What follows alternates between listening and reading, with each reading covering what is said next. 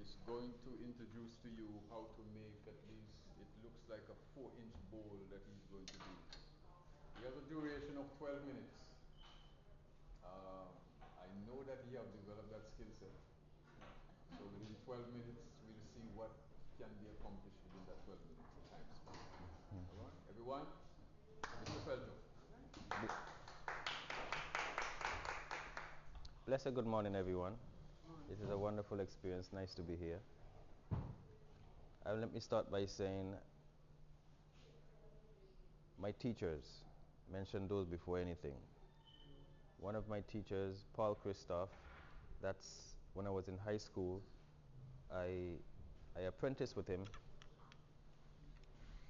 in carpentry. That's basically not just carpentry, but everything. You know, he's like a contractor, so he did.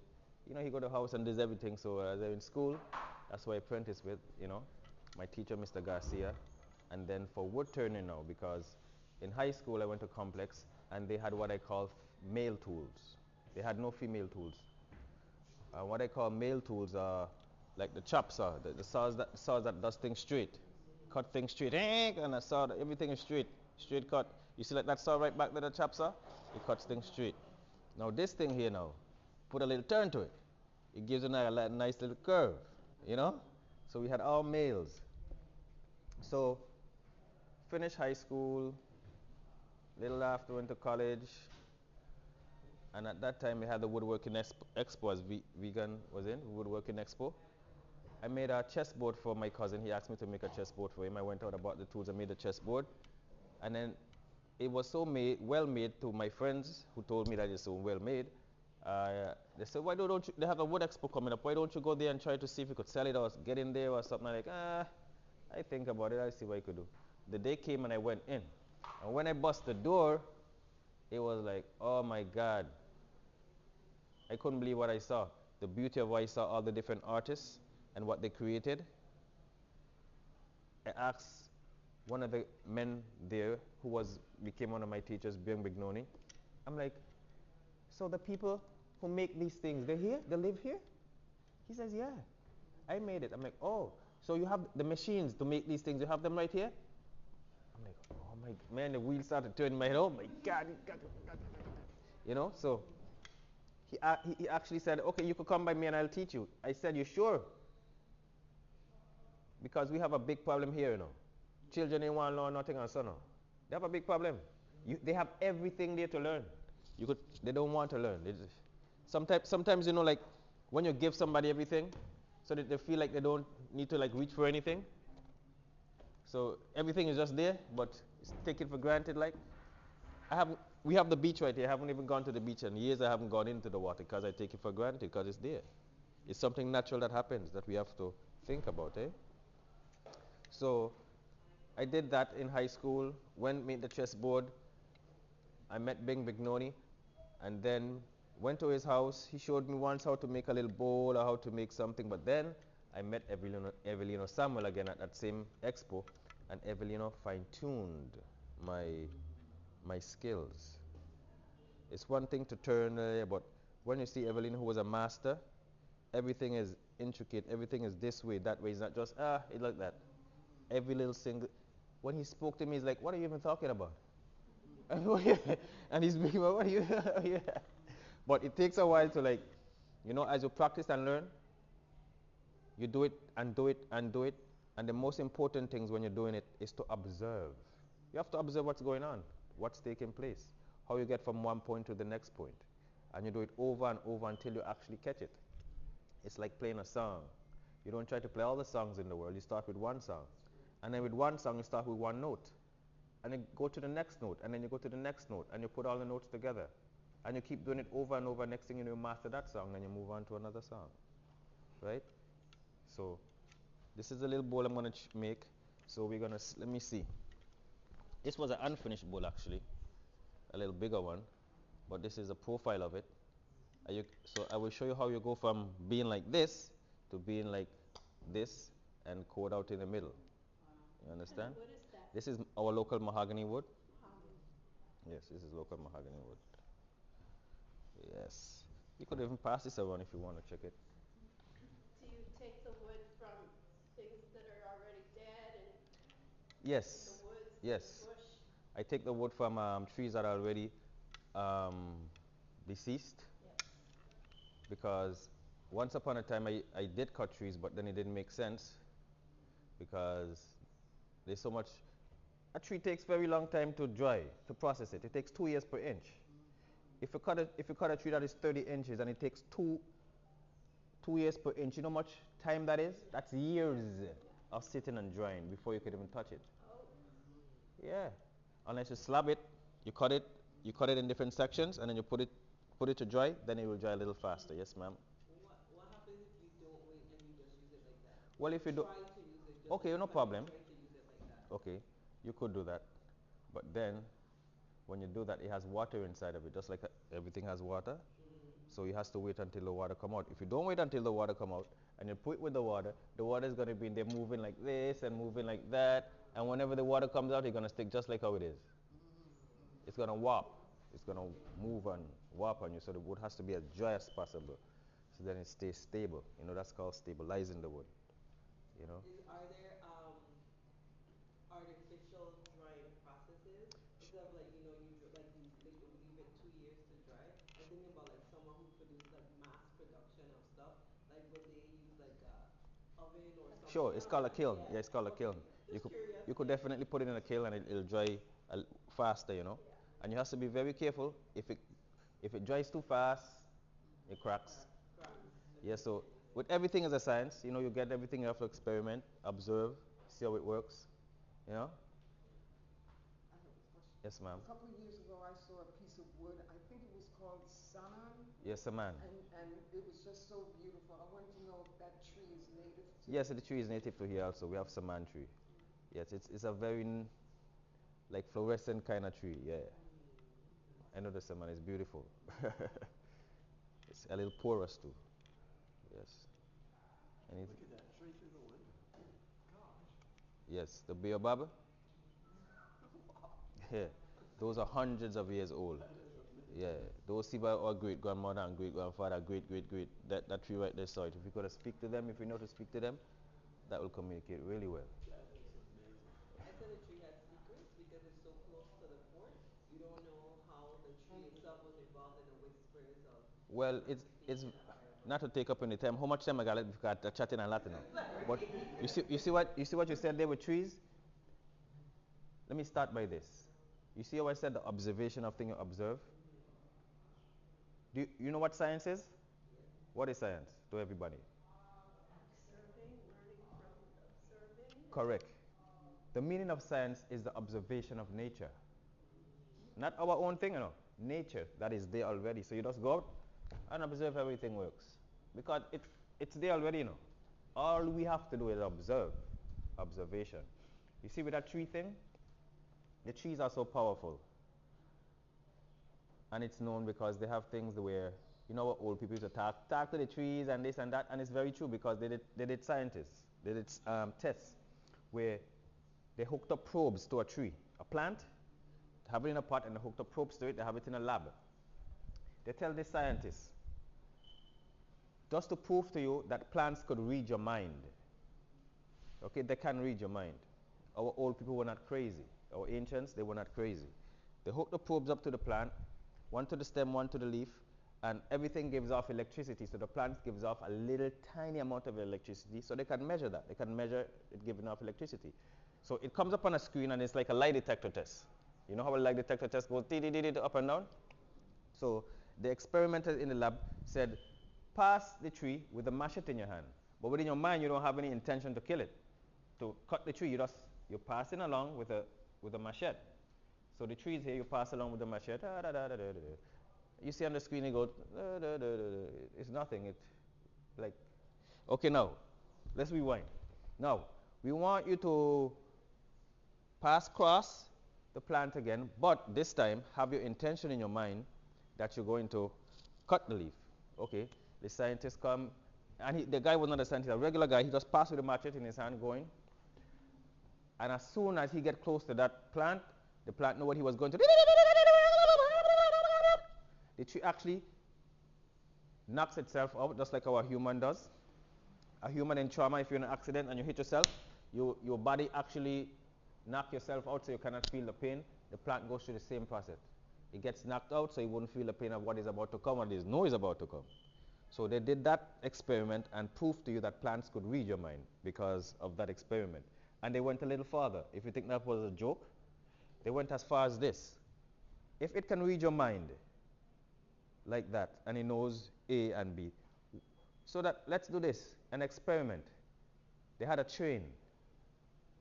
The plant was able to turn the train on and turn the train off that runs on top of the track. So they in this room making the plant turn this train on and off with your mind. And this is a test that has been done years upon years upon years upon years over in the 60s and nobody knew about it yet. And then after that it gets a little worse. They didn't stay in the room. They didn't test just in the room. They went to St. Thomas. Right? You're in St. Thomas and the plant's still communicating with you. Then they went to another continent. And it still communicated. So that's the study of nature is a very serious thing. It's overlooked. We're given little toys and trinkets to look at, so then we forget about really looking at what really is. But let's get back to the wood now. Yeah, right? All right. So how we start? Excuse me? So that's why it's good to hug a tree. Yes, definitely. And not with a machete. Yeah, not with a machete. So one of the first things that has to be done, you have to make a tenon. So then the machine can hold it just like this. This will hold it. This is a bolt truck. It goes in here like that. It bolts onto the machine and it holds it up. So then you could. You understand? That's how it goes from one to the next. But you have to make the tenon first on this. So let's try to do that with the gouge. This is called a bowl gouge. I'll turn the machine slightly like this because this is the path. You see this path right here? If anything ever happens, if it ever falls off, no one will get hurt. But how to prevent that also, you keep it under 1,000 RPMs, and anything under 1,000 RPMs fall to the ground. Anything above 1,000 RPMs gets airbound. Okay? In the old days, did they use pedals? Excuse me? Yes, in the old days they used pedals to make it spin, you know?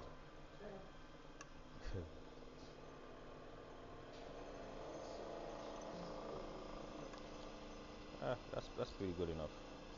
Let's make the tenon.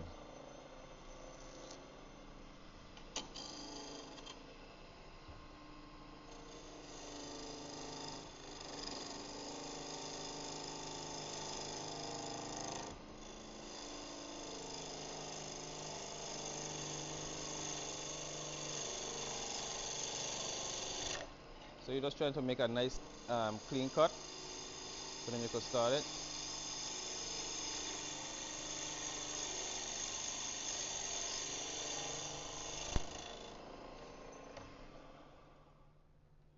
Okay, it's beginning.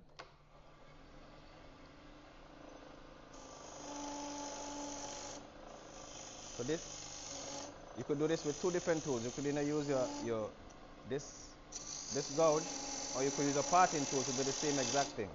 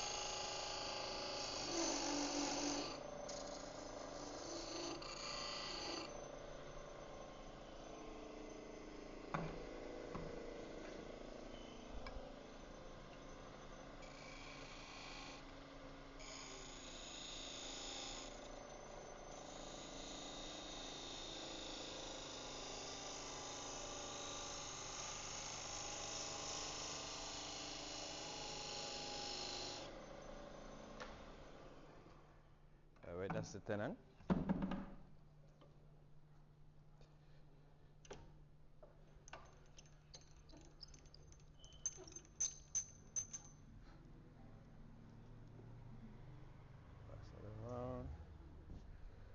Put this on.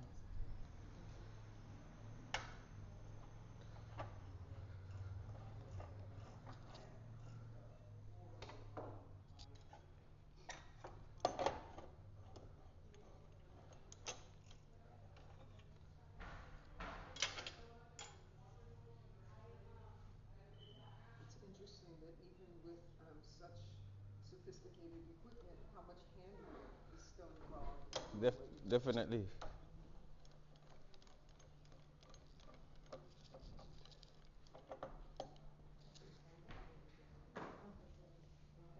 Oh yeah. Yeah. Oh good. One time.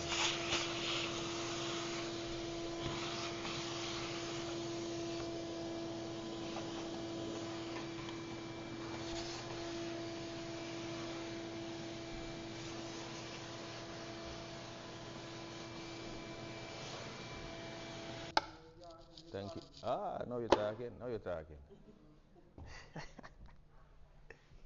And I share it also. You know, people don't come for it. Ah, this is some of my garden. I need some. You know, I don't try to take all.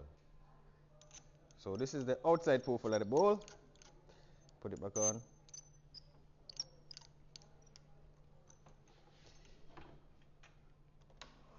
Okay. Now, 5 more minutes, Ross. yes, no problem. Now we will make this bowl. Okay. So now we have to make the outside profile, the curve.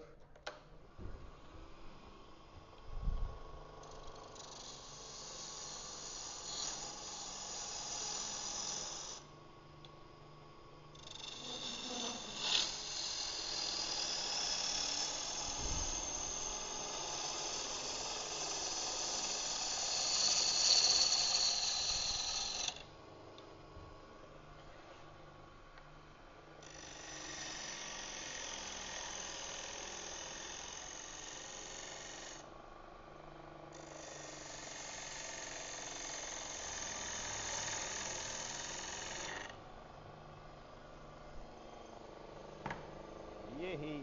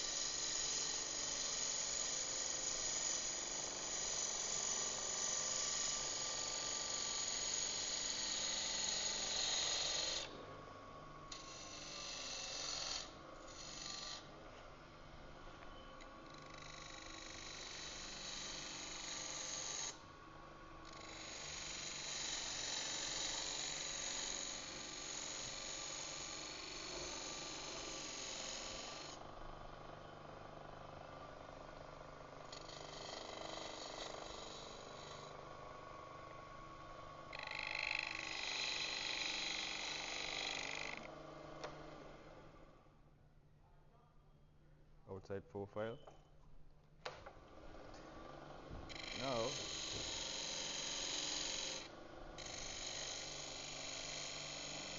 we turn it around and do the inside.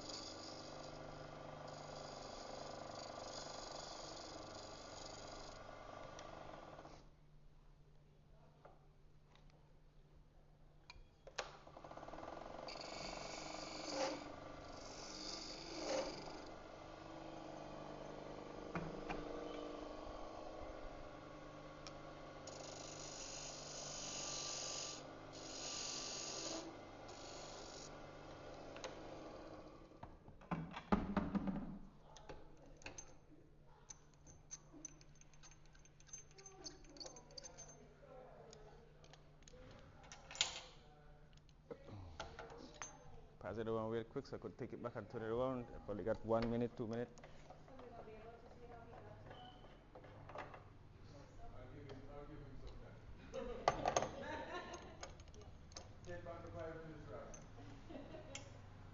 just yeah, pass. Let me. So I could finish up. I'll give it to them so they could. No, I'm taking back the 5 minutes. Okay, okay, okay, okay. You could pass. Pass it around. Yeah, pass it around. The pressure is on now. I've just been notified. So Yes. yeah.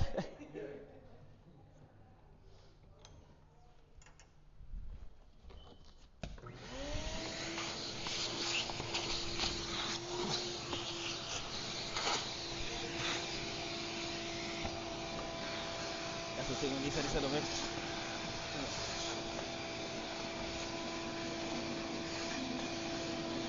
You too much dust? Imagine making a bigger one. Let it flow and then let it separate. Okay. What? You say I got it? Yeah.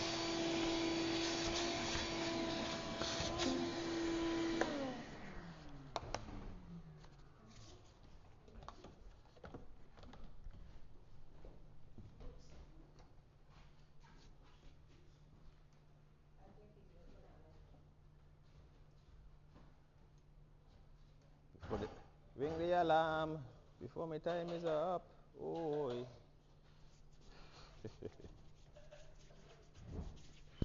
We want to see.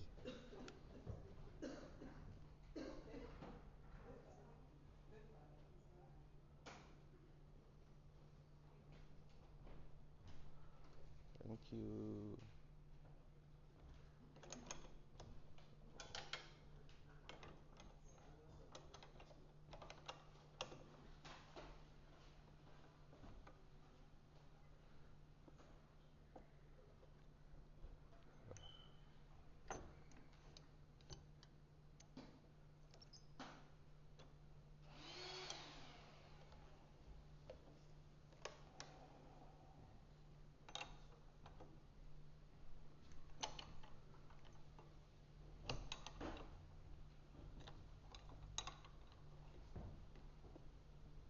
You can show this is tied to the machine. And then after you do that, you can actually take this side off. That holds it. So then this holds it by itself. Understand? So then now you turn this around. Make sure you're in the center.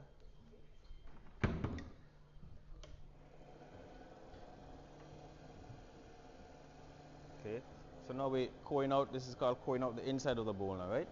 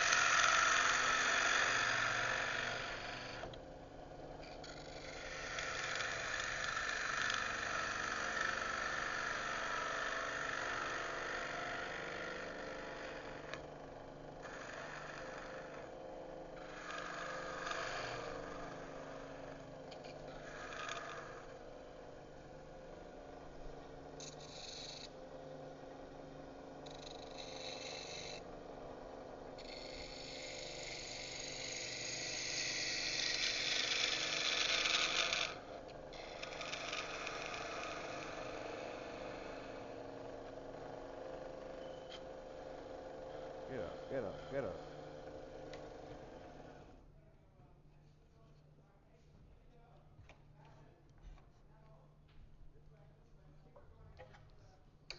Now this could go lower, but this is just an example of,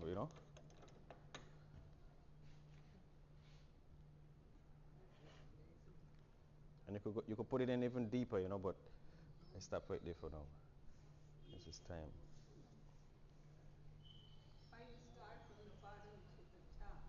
Excuse me? Why do you start from the bottom to the top? You start from the bottom because everything is built from the bottom usually. You start from the ground, come up. So if you start from the bottom because if you don't start from the bottom, you wouldn't have this thing to hold on to.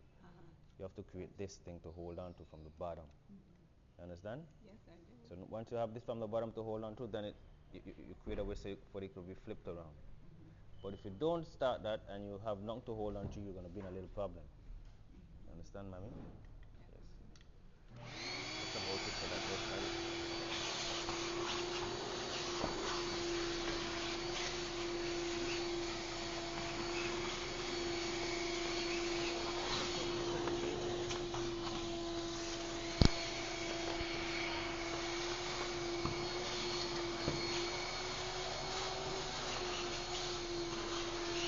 Just imagine it had the other side. What you would do, you would cut it down the middle. The tree has to be cut down the middle. Why it's cut down the middle? Because in the center has a pit, and the pit will crack. And if you leave that there, you will have a bowl that will crack. So you cut the pit out, so you could get 1 or 2 bowls according to how you cut it. You understand? So when it's cut down, then you're left with this part. So then you mount something like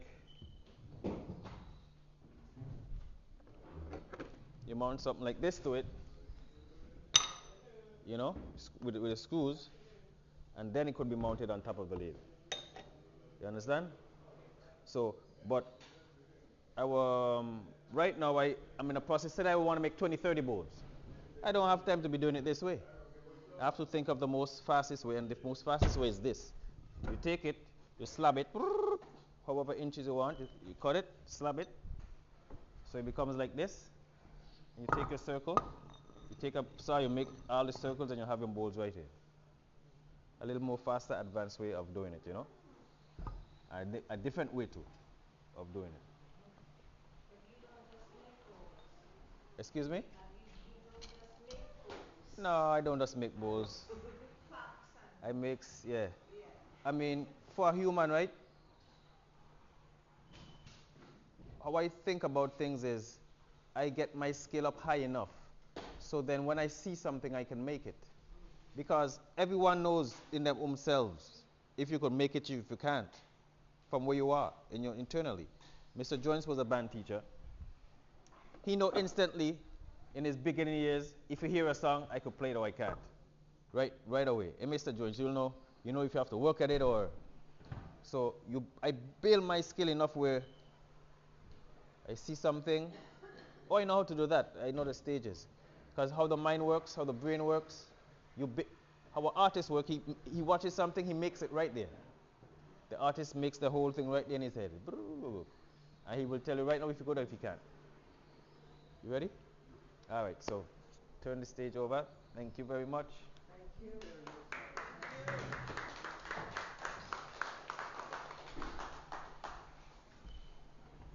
Now Miss Terry Day is standing, is going to demonstrate to you pens. You know those pens that you like? He's going to demonstrate to you now how those pens are made. So as soon as she gets herself set, we thank again Mr. Felto. Absolutely. In order to let you know how bowls are made. Very interesting. May go sit down now. So I turn it over now to Miss Terry. Hi, good afternoon. Good afternoon. My name is Terry Daly Stanley.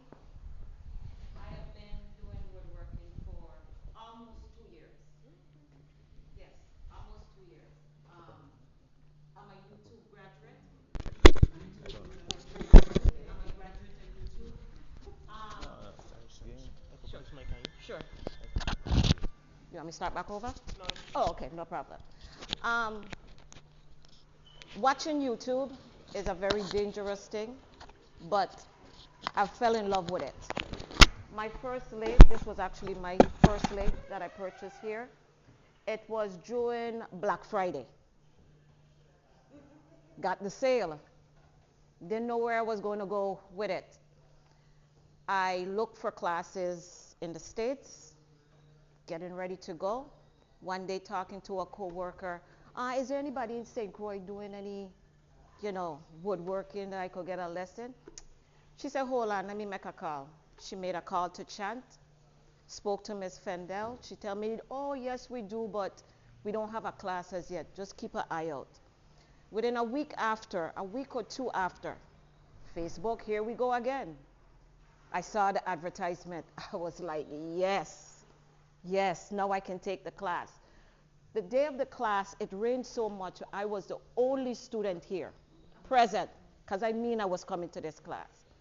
And I met a wonderful gentleman named Afreekan Southwell. I was scared to come to the class, but I think what broke the ice is because it was a one-on-one with me and him. There were no one else in the class. You hear me speak like this and you would think I'm very sociable. I am to a point. In a new atmosphere, I'm very shy. He walked me around the class and he showed me everything. And he said, you have a lathe? I say, yeah. He said, you want to bring your lathe? Hey, it's a brand new lathe. I don't know anything about it. Come to the class and I would learn. I have no problem in doing that. I did the bowl. You see this here? This is an easy bowl. The bowl I did the work on was not like this. It was the raw piece of material that he showed you before. I now understand when a woodworker give their price and they say how much they charge for it, it is valuable. After turning with that initial one and then turning with this here, you'll be like, okay, I do understand. He said, I said, Mr. Southwell, do you know to do pens? He said, I never do a pen before, but you want to do it? Me, if I want to do something, I purchase it. My father always tell me, blessed is a child who has his own. I brought my pens here. He said, okay, come ahead. Set me up right over here. Everybody else walked around. They did their own stuff. That was my personal station right there. I did my first pen. He said, that's your station for the rest of the class. Now I'm like, oh my goodness, everybody is making something pretty and everything like that. All I'm going to be stuck on doing now is a pen? Okay, I didn't realize what I got myself into. We had how many people in the class that time? About 10? 10 people. Remember now, I just told you, I bought the lathe the December, started the class in the, not even the summer, it was before the summer. You're going to study and teach. Mr. Southwell, how am I going to teach and I don't know nothing about pen? Okay, you study and teach. So I had to teach that class how to do a pen. Okay. So some of these pens here was my first pens. And you might look at it and say that you don't see an issue with it, but I see the issue with it. Okay? We did the pen and the class ran all the way past the time because nobody wanted to go, because the class was such an enjoyable class. The following year, we had a class again. And it's so ironic, my sisters and them come, they got into the class, they came back again this summer, they got into the class. So each class, that's my station, making pens, everything like that. And I love doing it. I now understand the beauty of trees. I'm not a tree hugger, but I can become a tree hugger. But I look at this giving back. All the scrap pieces on them, I was in the scrap bin digging for stuff. Mr. Southwell would tell you, the scrap stuff, I make here stuff with them. I take all the scrap woods. They don't need to be thrown away. I create stuff with them. chopsticks I create with the same scrap woods that you see there once it's a good piece. I use them in epoxy, mix it with epoxy. You asked a question, what do you do with the shavings? I incorporate it back into epoxy. I can make pen molds with the same shaving with epoxy. This is an epoxy blank. That one is an epoxy blank. This is a tippet tree. Tippet, right? The tippet wood here? Yes. Or the mother-in-law's tongue. You know that tree that dangles when the wind blows? This is a mixture of an acrylic and a mahogany wood pen. This is a very same tippet fountain pen, incorporating some stones inside of it. So when you're doing the pen, you start out with your mandrel. Well, of course, you're late. You have your mandrel, which are these pieces inside here. You have these three things. Because of the type of pen that I'm going to turn is a simline pen. There are many different kind of pens that you can turn, but each pen has something called a bushing. And that's how you made, everybody saw them? Yes. Okay. That's how you connect and make the different pieces to it. So today we're going to make a simline pen. Okay? This is a blank.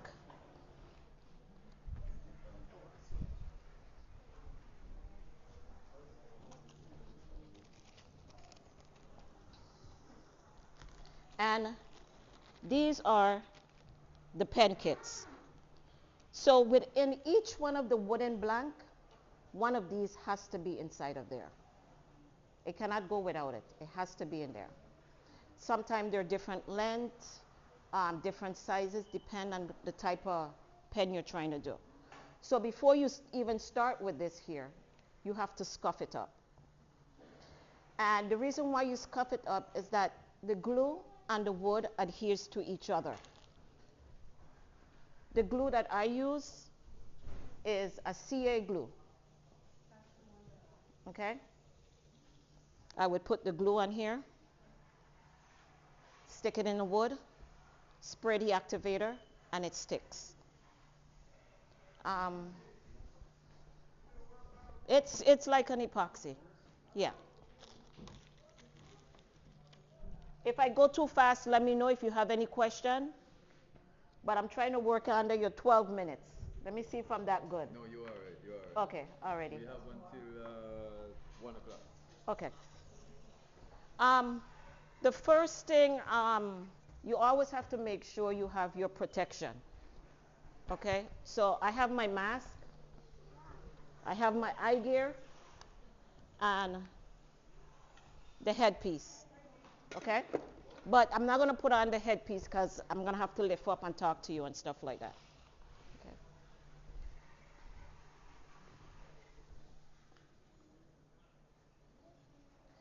And you always have to have a sander, sanding papers. Okay? Once you turn it using your chisel, you got to sand down. You can't use your chisel all the way down, because it can crack your wood and take you back down to the metal, and then you got to start back over again. Okay? Now you got to get the metal loose from the wood. That too. Who has the blanks? Okay. I can go with these blanks here. Let me see. There's another one. There's a smaller one that had a blank in there already. Okay, I found it. Okay. So these already has the metal in there. Okay? All right. So what I have to do and make sure, when you get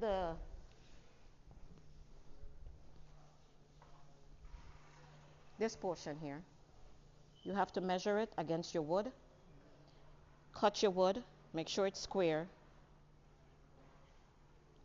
push it in once you have it glued, and it ends up like this. If you have any space in here, you have to take it down to the metal. Okay? So I'm going to take it down quickly to the metal. This one here is already down to the metal, showing. Any spacing in between will cause a spacing in between on your pen blank. So give me one quick second.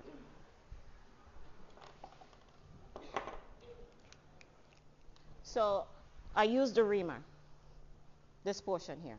So this actually goes in here. And this also cleans the glue out from inside of the metal. Okay? So let me come over here.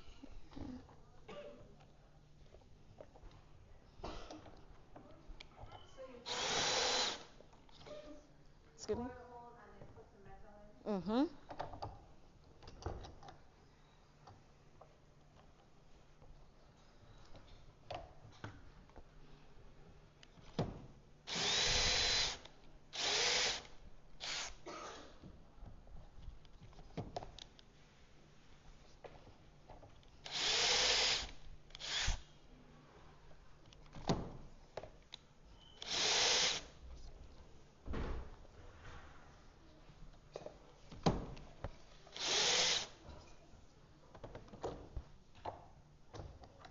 So you got to make sure that you are careful not to cut the metal. So I brought it down close enough. You can actually see the metal, the gold metal showing in between. Okay? All right. So from there,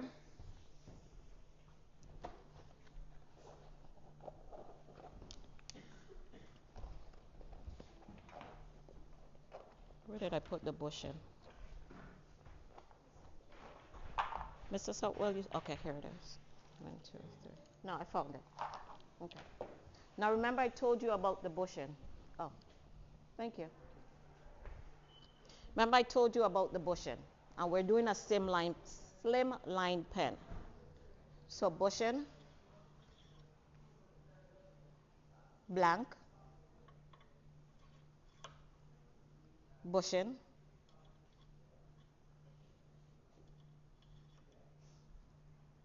blank,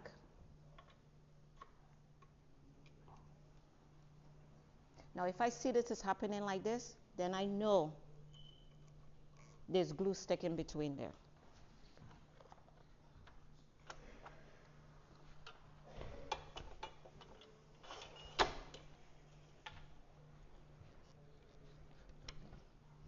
So if I see that, nothing hard, come straight back over and make sure you clean out the glue.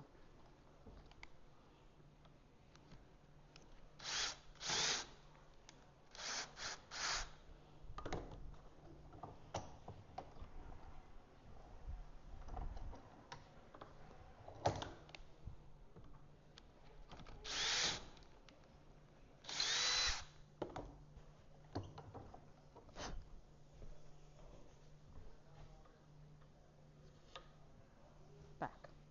The bushing over there. I keep losing that one bush. Okay, here it is. Bushing.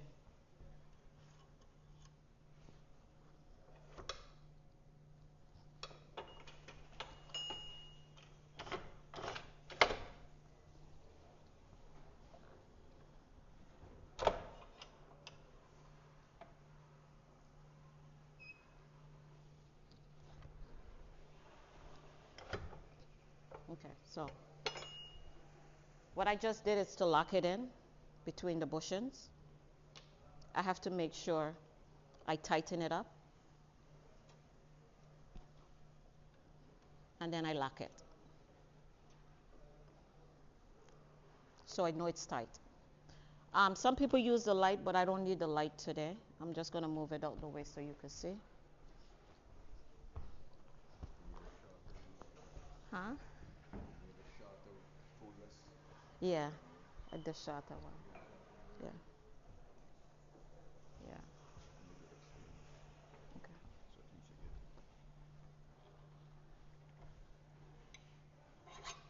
So this is just the longer tool rest, and seeing how tall I am, I'm just going to switch it. So I'm going to bring this up.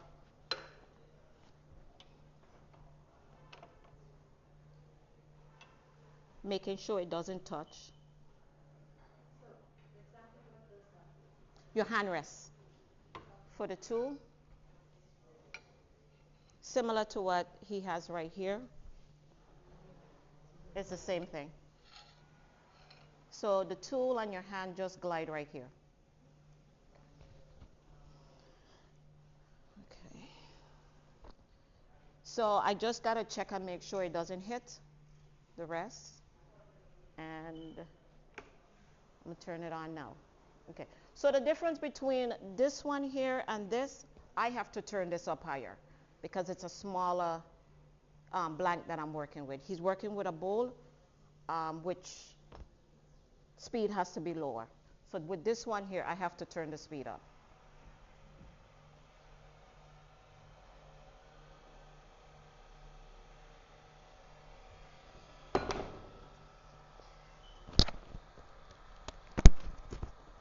And the smell that you're going to smell is the epoxy. Okay, so if you smell a funny smell, it's the epoxy.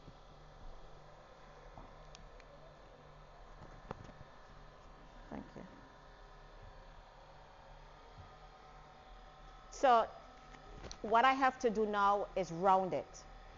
Just like how his one was rounded there, I have to round this because it's in a square.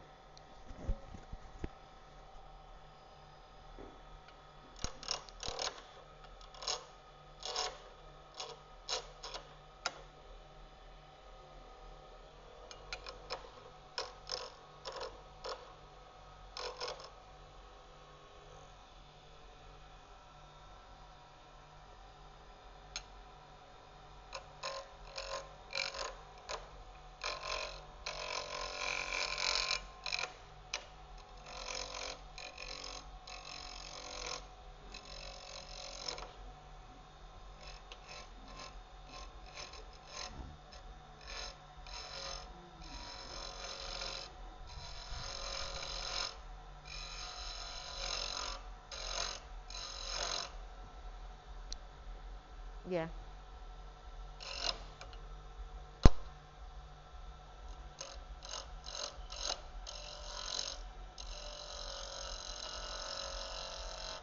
I'll just take it later.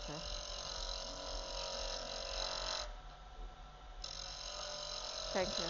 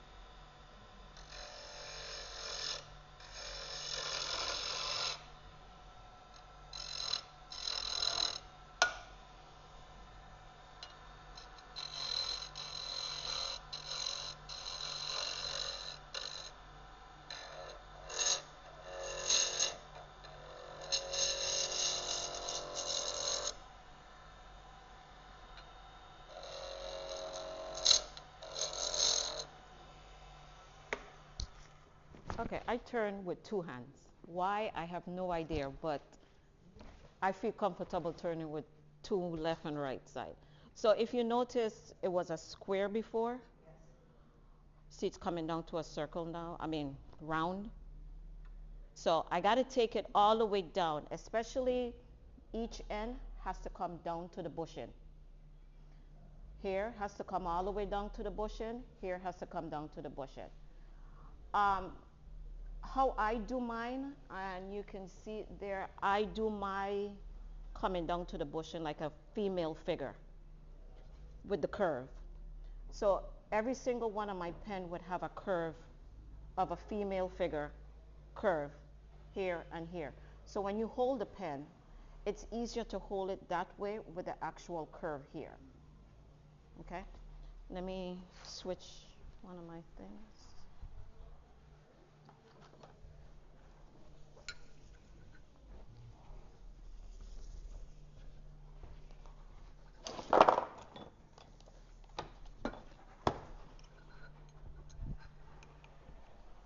I usually switch in between. A lot of turners would always switch in between whichever tool that they use. I'm using a carbide while he's using the traditional tools. So that's why the tools on them look a little different.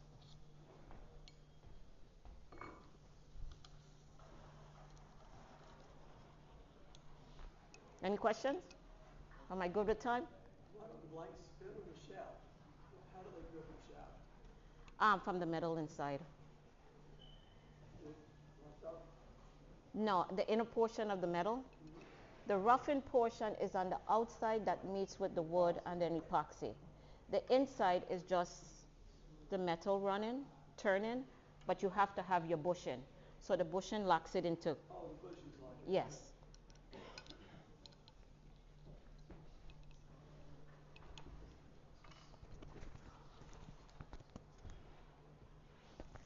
Anytime I start my lathe, I start it at 0. You don't want to start it high if something is loose, fly. So I always start my own at 0.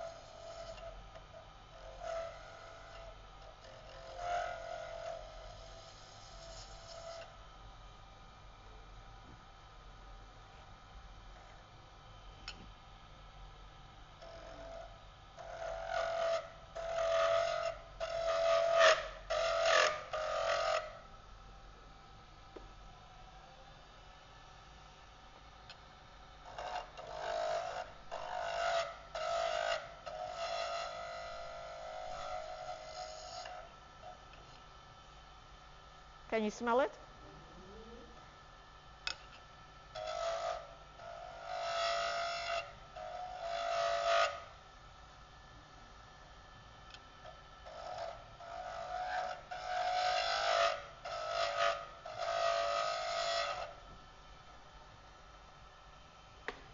Okay, if you can see, I'm actually getting it down here. The bushing is right here, so this has to come all the way down to the bushing. Otherwise, it would have a lip like the ones on them, the two skinniest one over there. Okay.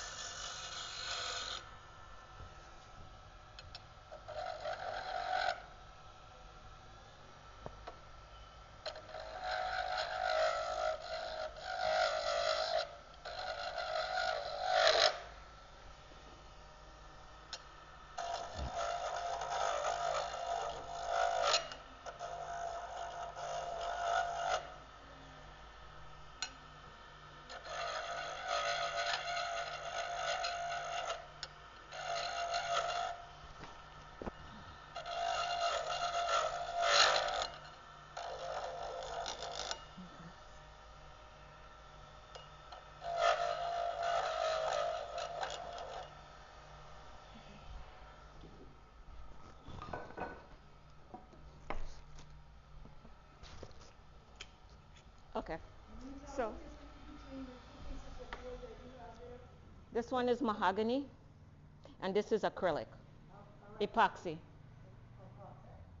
So if you have two pieces of wood, like the tippet and the mahogany, could you tell the difference while you were working? Yes. On the two pieces Yes. of wood? Yes. The tippet is much more harder. Um, it's a harder wood, The tip is and harder than mahogany? yes, Wow. yes, yes. What? Especially when you turn in. Interesting. Yes. That's typical. This one is the mahogany right here. Just notice when I went over here how it went much faster. If I was supposed to put that one up here and turn it with you, you will see the difference. The mahogany is going to always do faster than the tippet. And mahogany is a very hard wood. It is a hard wood too, but that is harder to turn. Wow. How about Yes. Saman? Is it I've similar to never tippet? really, I've never turned that other one that you just called. Saman? Yes, I've never turned that one. Because the trees appear similar. The tippet and Saman appear somewhat similar. Hmm. I only start turning with the tippet just recently, and I realize that is much harder. But if it drops, it breaks easy. Yes, yes.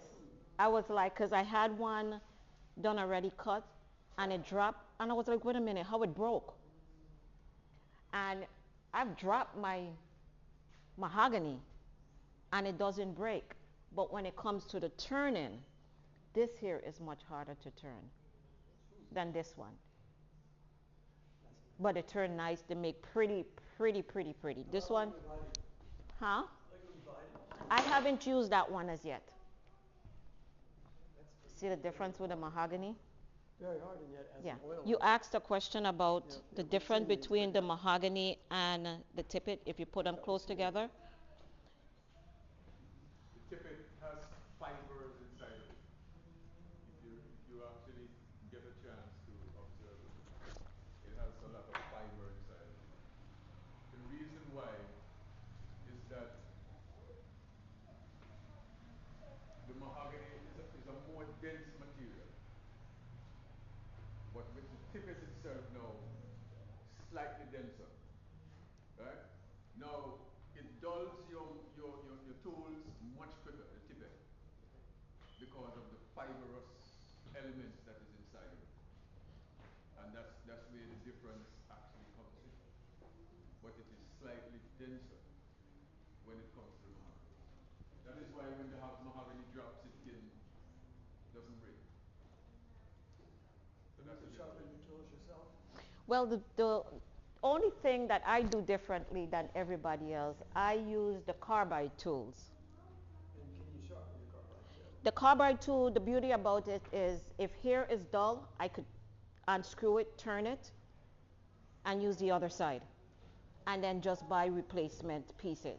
Replacement tips. Yes. But those tips can be sharpened. Okay. Yes, they have particular ways that you sharpen them. Yeah. Yes. Whereas the most more classical tools with the regular steel, that's easy to sharpen. Yeah. Yes. Yeah. But with turning, your tools always has to be. Edmund, when he started, he started actually sharpening his tools before he actually started applying. Your tools has to be sharp. As a matter of fact, in woodworking period, whether you're a carpenter, mason, when I was going to school, you don't leave the class unless you sharpen your tools. When you leave class, that's the last thing you sharpen. By the time you come back the next day, you're ready to go. So, sharp instruments, sharp tools, very good. And sometimes I work with dull tools, as long as you know the skill part of it. As a kid, I'd always grab my dad's plane, but it would always be dull. Yeah, And it yeah. would just rip the wood up. Yeah, Mhm. yeah. So now I got it to a point where it's time for sanding. So I'm going to go ahead and sand. If I go any further down, it's going to crack and go to the tubing. So I'm going to go ahead and start the sanding. And I'm doing 150, 240, I think this is 320, 400, all the way up to 600. I usually go higher. Some people would stop probably at the 400. But I like to go higher because I like that smooth, no blemish kind of feeling. So I'm going to turn it back up and I'm going to start the sanding. And here is where, if I think it's not shaped properly, I can do it with a sanding instead of the tool.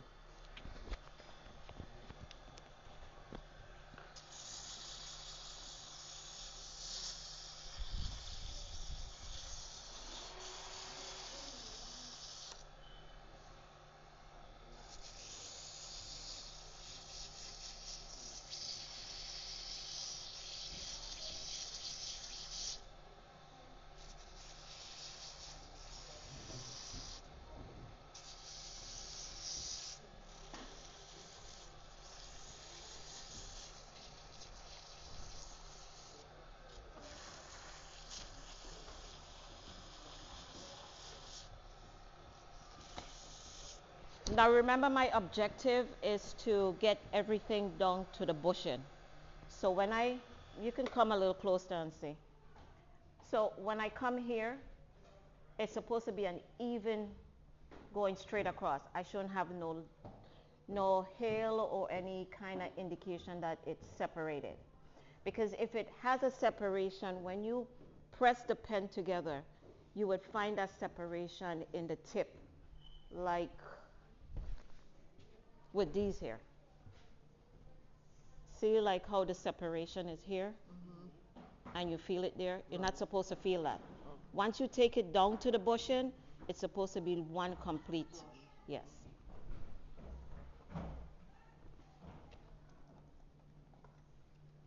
So right now, I just got to go down some more. It's almost there. And I can continue shaping it also. Just give me 1 minute. Yes, sir. Any questions? No, not yet. Not yet. Soon. Soon. Huh? If I ever work with the Linden Biden wood over there, a special type of wood. Yeah. Well, I call it the Linden Biden. Yeah, I think that's more rarer. Very hard. Yeah. But I think it grows here, huh? Yeah. I saw the guy, a guy turn a bowl here. No, malt and pestle with it. Yeah. Yes. I will show you it. Yeah, it's right over there in the corner. Yes. What is the difference between epoxy and glue? It depends on what kind of glue it is. Epoxy is more combining two different, let me see, the hardener and the resin together to make the epoxy, to make this one. That one is, I'm not going to try to pronounce the word, but it's called CA glue. That is just the glue, and you spray the activator, and it gets hard. You can see when I put on the finish, I use a CA finish on here, and that's how it turns out shiny like that. So right now, the way it is right there, what I usually do, because I want my the popping and I want the grains to rise, so when I put on the CA finish, it doesn't pop through it. So I basically wet it down, and then I go back and I sand again. So what I'm doing right now is raising the grain. So you learned this on YouTube or that's just your... That's on both YouTube and Mr. Southwell. Do me a favor, go in the bathroom and wet this one here for me, please. Yes, I'll be finished in a second. Yeah. So I can, by me wetting it, I know what color it's going to come out already. Because remember, we have all kind of different mahogany colors.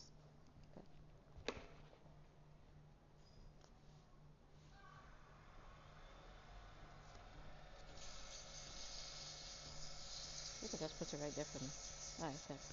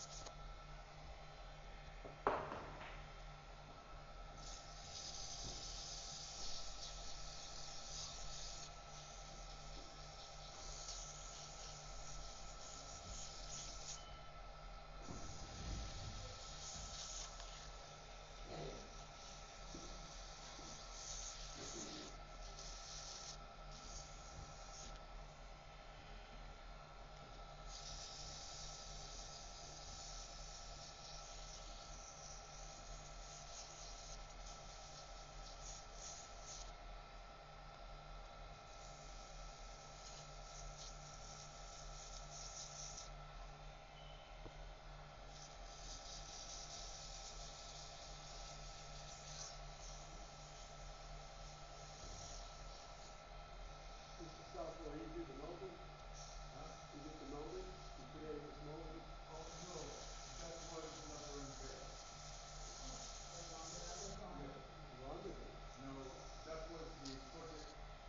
This one that was actually, to let you know, there's an exhibit I think right now in New York City where he comprises the concept of his gingerbread, many different styles, shapes and houses. Small miniature house.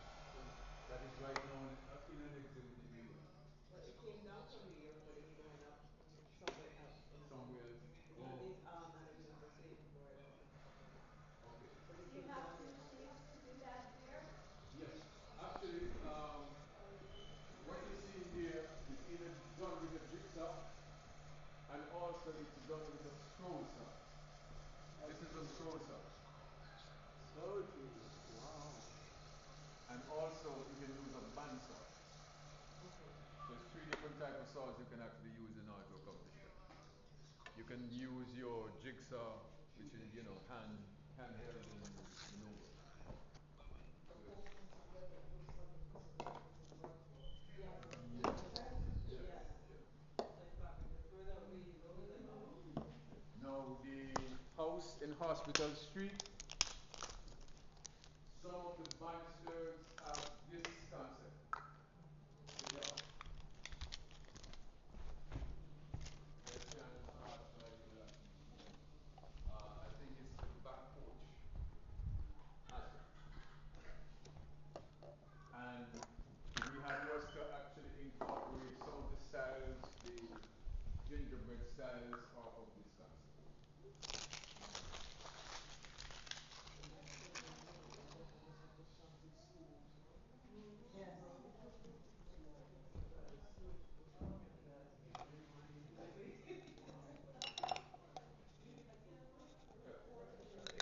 Has to do with temperature. So the moist your temperature, the wood expands. So that is why during the hurricanes, these buildings doesn't go anywhere. And they're not going to go anywhere because they have been locked in. And the pegs locks your rafters, locks your walls, everywhere where pegs, the whole building is actually locked in. So when you have, in the summer now, you have the dry season, it contracts. So with the contraction, you have the expansion and the contraction throughout the year when it comes to these houses. Now, to get to understand a better part of it now, in Japan, they have buildings that are ancient.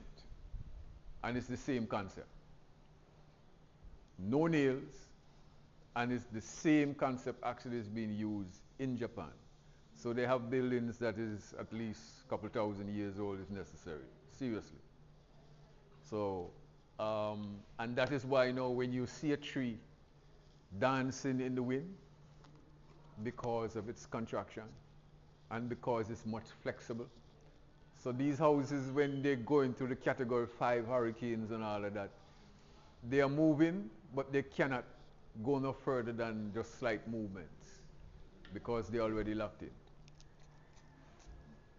So shipbuilding, the finer ships have trundles as well, nailed to sheets. same thing. The nails also rusted, corroded, broke, Yes. came loose. Yeah. But the trundles are very expensive to do. To build a proper ship at a proper yard is very expensive. Yeah. So very few people could do it. So we learn the importance of nature and how nature actually works with our dwellings. This is it. And that is why I get to learn off of that experience. Small but it's beautiful. Yeah. The yellow that you use. Uh, well, I think that's the standard color. You sprayed it, then you have to Yeah, that the historical standard colors that they wanted. Yeah, all of that. I'm sorry, had she explained what she's doing now? Terry? Not a problem. Okay, so I'm putting on the finish right now. So it's a CA glue? Oh, that is, okay. Yes. This is really epoxy, because it's got the catalyst. So I would only put it on the wood, because this is already epoxy. And I put on uh,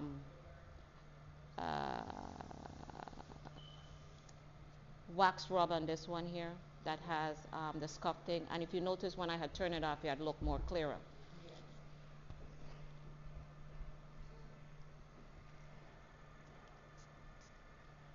So each time you put it on, you spray it to activate it.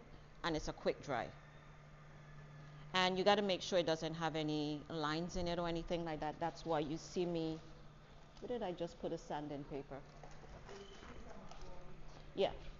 That's why you see I'm going back over it to take the lines out of it.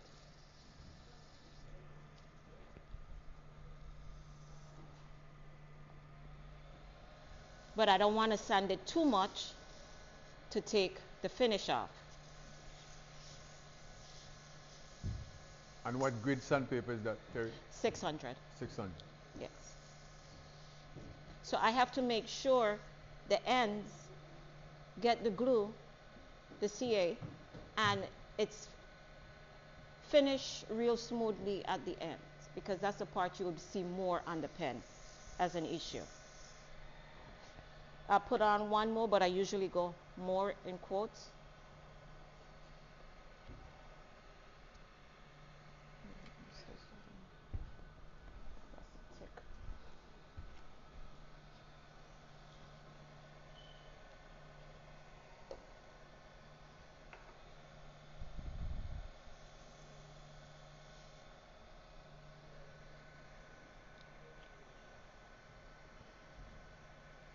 Smelling it. And yes, you should be wearing gloves, but I didn't put on my gloves because it sticks. But that's okay.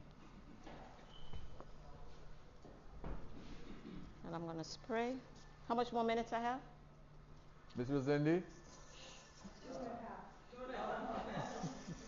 We're good.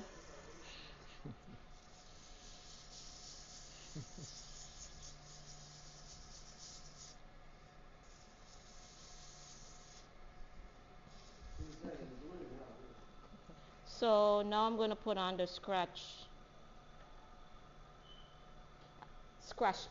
polish. So it's going to take away whatever scratches or anything there that needs, yes.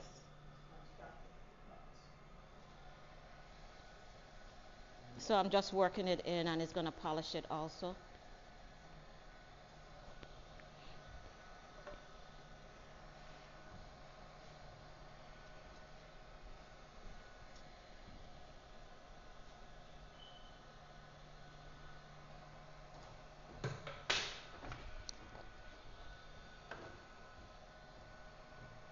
Two minutes, you said, right?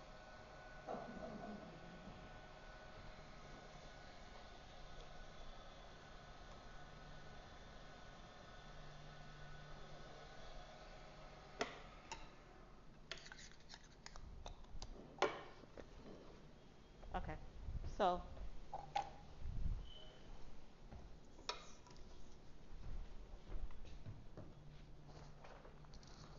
I just finished the pen.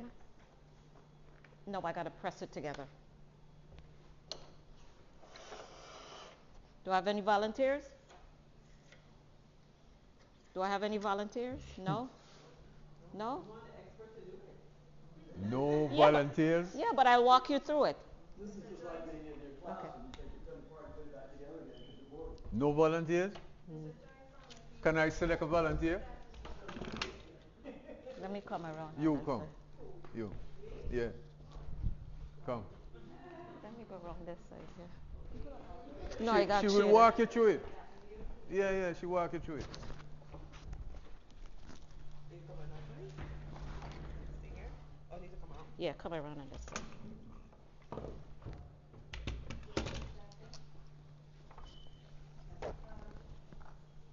Okay. And just because you volunteer. No, I got her. I pull her out. So. I was solicited. Oh, she was Yeah, solicited. solicited. She got solicited. She was solicited. Okay. It's all our parts.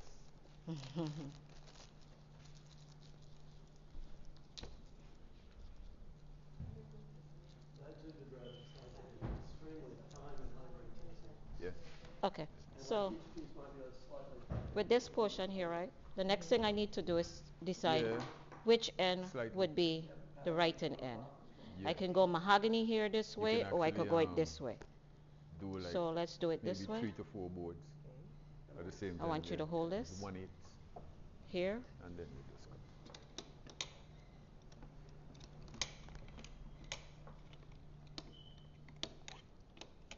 Give me 1 second. Let me come over here.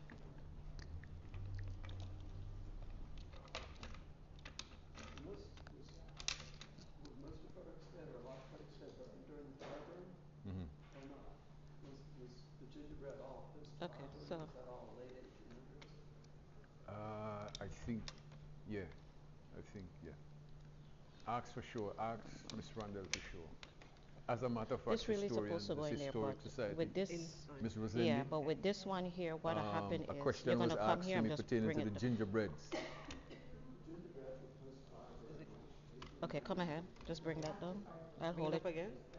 No, just come with this here. Close it down. Once. Go ahead. Go? Okay. Okay. So what she did, she just put in the nib. You did this, I didn't do this. Okay. Now if you feel right here, you notice you really can't feel nothing there. It's flush. Okay. So then the next portion is this portion. Okay. So we're gonna put this back here, take this back some.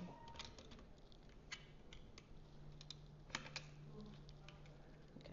You're gonna carefully bring it up and I'll tell you when to stop. Go ahead on that side. Go ahead. Go ahead, I'll leave it. Stop. Okay. So at this point, what we do, we put this in here, turn it, turn it. Okay. Okay. Okay. So that looks out enough, the point? Yes. Okay. So really you stop right here, Mm-hmm. but then you always test the tubing, okay? Then this goes on here. Push that down. Just push it all the way down. Okay. Okay? Then here, this goes like this. This goes like this. And we're coming back over here again. Put this down. Mm-hmm. Now we. Go ahead. Go ahead. Okay. Then take this and put that on top of that. Just push. Mm-hmm. Take this portion off. The gummy. Mm-hmm. And sign your name. Right here. Yes, ma'am.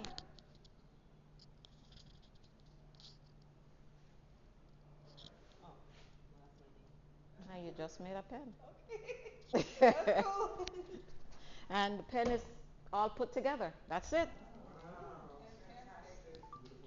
Fantastic. Yes, yes, that's it. Yes.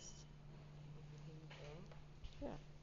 So I don't know if anyone wanted to see, but I still have different blanks. I'll pass it around. Okay. Yeah. Yeah. So that's it. Oh, this piece. I know you're going to Listen, this piece, oh, you put it back inside there. Occupations and Well, you know what? I have a 9 to 5, 8 to 5 job. Director of IT for Housing Authority. So this is my outlet. This is my extreme outlet. Yes. You come in my office, everything in my office is always on some woodworking. So as everybody walk in the office, they're just staring, because I stay in the training room. I turn it into my office, have it up there break time, have my TV there at break time, woodworking. So when they come in my office, they're just looking at some kind of woodworking stuff. I go home,